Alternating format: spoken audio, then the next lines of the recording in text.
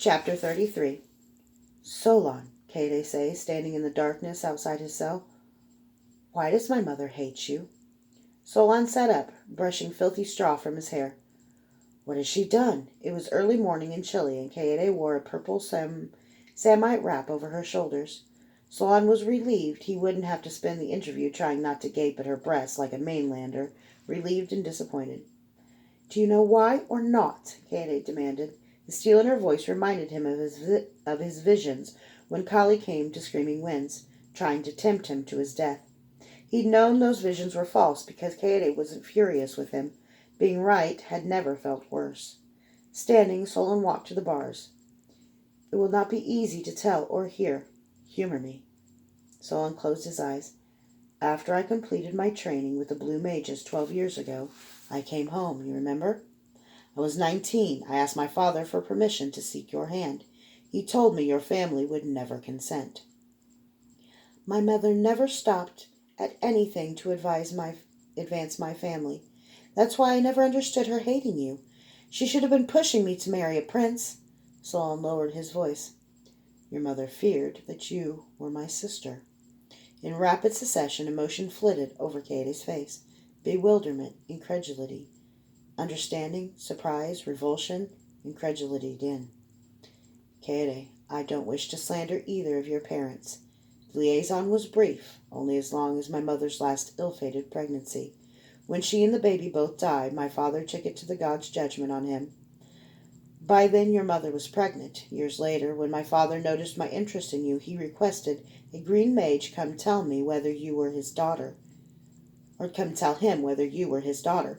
In return for determining your patrimony and keeping their silence, I was to take my schooling with the green mages. Neither they nor my father expected me to show any talent. They merely hoped to have a Sethi prince as a friend. As it turned out, I wasn't that talented at healing, though he had met Dorian there, which had changed his life, and not only in good ways. Regardless, they told my father that you were definitely not my sister, but your mother never trusted magi. Her fears told her that you looked more like my father than yours. Kaede's eyes were cool. How do I know any of this is true? I wouldn't lie about my father. He was a great man. It wounded me when he told me he'd been faithless to my mother. It wounded him, too. He was different after she died. Can you think of anything else that makes sense of your mother's actions? Why didn't you ask her? Why didn't you come back? Solon's face was haggard. I was 19 when I learned. You were barely 16. I tried to reassure your mother that the mages were telling the truth. She thought I was threatening her. You were young, and I didn't want to poison you against her by telling you. I had an offer for more training at Shasindi, so I took it. I wrote to you every week, and when you never responded, I sent a friend to deliver a letter personally. He was thrown out of your family's estates and told you were betrothed, and you never wanted to hear from me again. I was never betrothed, Kaede said, which I didn't find out until later. I was going to come home then, but a prophet told me I had two paths before me. Storm riving, by your word or silence, a brother king lies dead. If I came home, I would kill my brother. If, on the other hand, I went to Sonaria, I might save the south from Calidor. So did you? Kaede asked. What? Did you save the world? Her tone had an edge of deep anger. No, Solon said. He swallowed. I hid that I was a mage from a man who was like a brother to me, a man who would have become king. When he found out, he dismissed me. The next day he was killed by an assassin. I could have stopped had I been there. So you came home like a whipped dog looking for scraps? Solon gave Kaede a gentle look, seeing pain under her anger. I came home to make things right. I have no idea what happened here. No Sethi on the mainland will talk about it. You took the wrong fork of the prophecy, Kaede said. You should have killed him. What? She pulled the samite wrap tight and looked at Solon's window. Your brother was a horror. He squandered all the goodwill the people felt for your family within a year. His invasion of Ladesh cost us 3 of our 4 fleets in the Ladesh counterstrike. Cost us the last of our colonies. He forced my brother Jairus to lead a hopeless attack, and when it failed, he threw him in the dungeon. When he was strangled, Sojourn claimed Jairus hanged himself. He forced the great families to sponsor week-long parties that they had no way of paying for. He raised taxes on rich and poor alike, but gave dispensations to his friends. He built a menagerie that housed over 1,000 animals, while people begged at the gates. He ordered silk beds made for his lions, and soon began throwing those who displeased him to his beasts. He liked to train with the military, but would order men killed for not really trying when they sparred with him, or for daring to bruise the imperial flesh when they did try. He took to carrying knuckle bones, which he made anyone he encountered roll. The sides ranged from winning a purse of gold to death. I came across him one day, and he made me roll. Though usually the high families were exempt, I won. He made me roll again. I won four more times, until he had no more money. He was furious, so he ordered his retainers to pay me. I realized that he was going to make me roll until I rolled my death, so I challenged him to one last roll. I said, let 3 sides be death and the other 3 be marriage. My audacity intrigued him. He said that if I was going to beggar him, I might as well be his wife. Her eyes were cold with hatred. Sojourn was quite the wit. He only gave me 2 of the 6 sides. I won. He kept his word and threw a huge wedding party at my family's expense.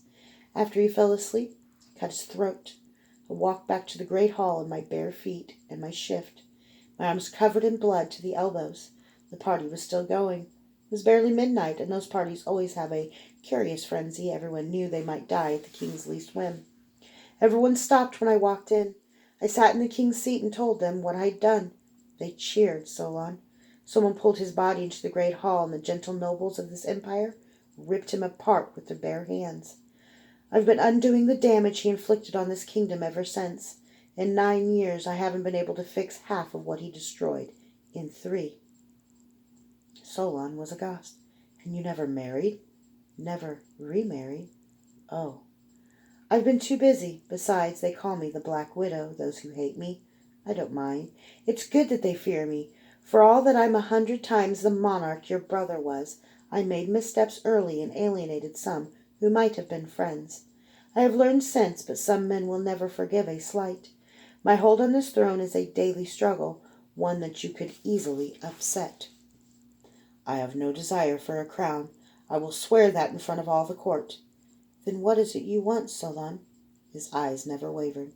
Just you, he said. There is no just me, she snapped. I am queen, but look in my face and you will see the holes where my clan rings were. Your cheek has never been pierced. Do you think that doesn't matter?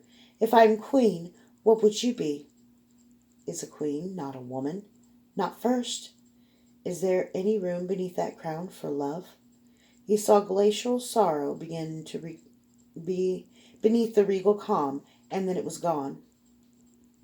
I loved you once, Solon. When you left again, I was devastated.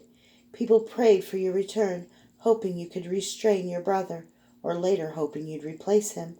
I prayed for your return, too, for other reasons, but you never came. I prayed, even on the night of my wedding, that you would come set things right. I prayed as your brother pulled me to his bed that you would burst through the doors. You didn't. Her voice was low but cold. Besides, she said, I married your brother. But you said you... He stopped, cursing his tactless stupidity. She closed her eyes.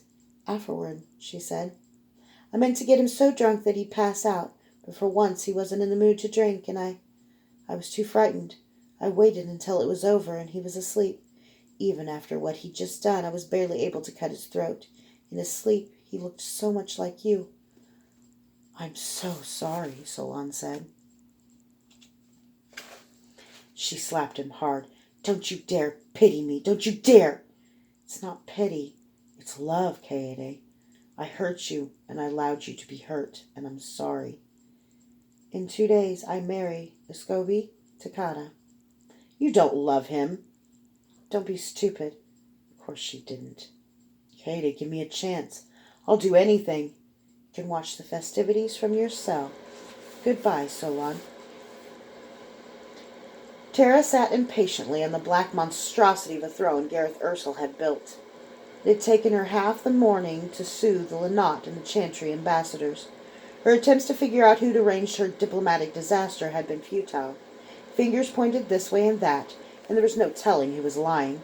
Finally Luke came in, resplendent in his cloth of gold Lord General cloak, calfskin boots, and trim white tunic and breeches. "The rumors are true," he said, kneeling on the top step in front of the throne. "Logan has arrived with 1,400 men." "They didn't lose anyone breaking through the Syrian army?" Tara asked. The first report merely said that Logan had made it to the gates. Her orders not to open the gates for him had been diverted or ignored. She'd hoped the Syrians might kill him for her. Luke looked confused. "They didn't break through. They signed a treaty." Seeing the look on his sister's face, Luke hurried on.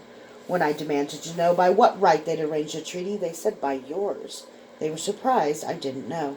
Tara sagged into the throne. This had the Sakage's grubby fingerprints all over it. "What are the details of the treaty?" "I didn't ask." "Idiot!" He swallowed. "There are Syrian wagons full of rice and grain going to every corner of the city. They're giving the Syrians food to our people." "They let the Syrian army inside the walls?" "Just Lantana Garwashi in the wagons. But the gates are still open. People are going out to the Syrian camp and celebrating with them." In minutes Tara was on a balcony looking over the city. It was a crisp autumn day, the sun bright but barely warm. Vanden Bridge was aglitter with sunlight reflected off hundreds of men in armor. "Logan's parading through the warrens," Tara asked. "Why would he do such a thing? Who would feel safe there?" "The rabbits worship him," Luke said. The procession filed back to the east side and turned toward the castle. The streets had been crowded when Tara's army had paraded, but as Logan came, the city seemed to have emptied itself. The cheering itself sounded different. It scared the hell out of her. "Summon my advisor," she said. "I need to know everything about this treaty before Garwashi reaches the castle. Is he my ally, my vassal, or my overlord? Gods forbid, is he my husband? Go, Luke, go!"